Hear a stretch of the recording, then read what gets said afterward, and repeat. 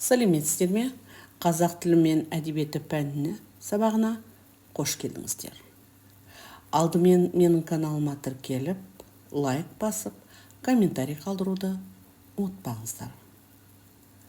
Ал біз болсақ, сабағымызды бастаймыз. Алдыңғы сабақта біз Мұқағали Мақатаев туралы танысқанбыз. Енді бүгін Мұқағали Мақатаевтың «Мен таулықпын» өлеңімен таныс боламыз. Бүгінгі сабақтың жаңа сөздермен таныс болыңыздар. Алып жүрек, таулықпын, еміп, ержеткенмін, қуат алып, жаратылғам, бүркеніп, жай оты, бесік, желпиді. Естеріңізге сақтап қалыңыздар. Бірінші тапсырма. Мына сұрақтарға жауап беріңіздер. Тауға арналған қандай өлең жырларды білесіздер? Сіздерге тауға шыққан ұнай ма? Не себепті? Тауға шығып көрсең, қандай сезімде боласыздар? Осы сұрақтарға жауап іздеңіздер. Енді сіздердің жауаптарыңыз алдарыңызға жауаппен ұқсас болады ма деген ойдамыз.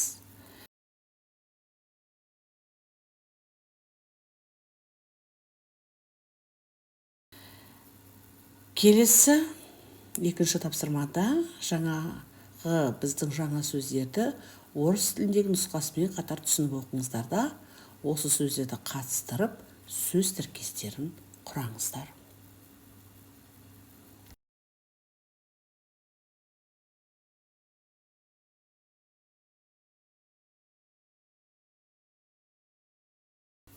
Керемет, сіздерге бағдар беру үшін ықтимал жауапқа назар аударыңыздар.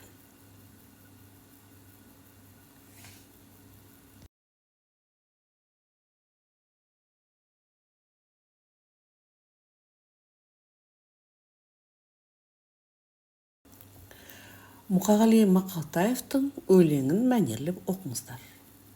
Мен таулықпын. Тау дейтін алып жүрек ана туған, мен таулықпын. Таудан мен жаратылғам, киіктің сүтін еміп ержеткенмін, қуат алып қыранның қанатынан, мен таулықпын. Таудан мен жаратылғам, бұлт бүркеніп жай отын ала туғам, күн алғашқы сәулесін маған шашып, маған келіп түнейді қара тұман. Тау ұлымын, тау менің дәу бесігім, мен оның әуресімін, сәулесімін. Асқар шыңдар желпиді бесігімді, бір орамын ағытып сәлдесінің. Мен таулықпын.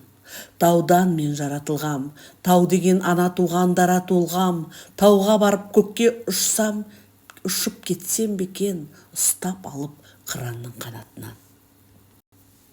Өлеңді тағда бір оқып, келесі тапсырмаға көшейік. Төмендегі зат есім сөздерге дай, дей, тай, тей жұрнақтарын тиістіңіз, жалғап сын есім жасаңыздар.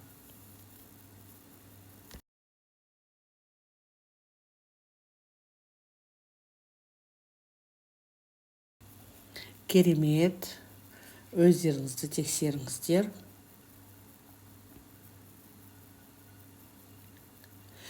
Келесі тапсырмада суретке қарап, сұрақтарға жауап беріңіздер. Қыран құсты таулық деп атауға болады ма? Қыран құсқа қандай қасиеттер тән деп ойлайсыздар? Ақын мен қыран құсты теңеуі болады ма?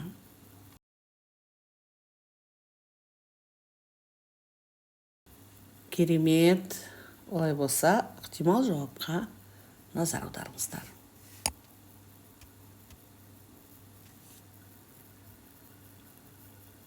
Алтыншы тапсырмада жақша ішіндегі сөздердің қажеттісін таңдап жазыңыздар.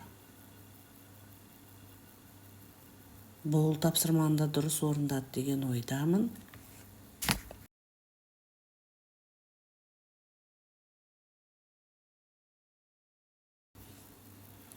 Жетінші тапсырмаға келеміз.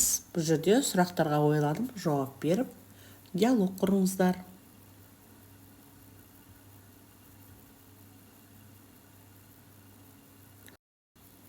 өздеріңізді тексеріңіздер.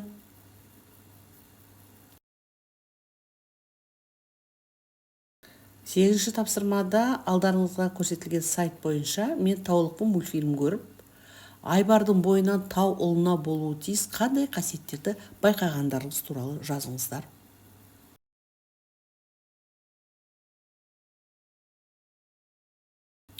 Жарайсыздар, өздеріңізді тексеріңіздер.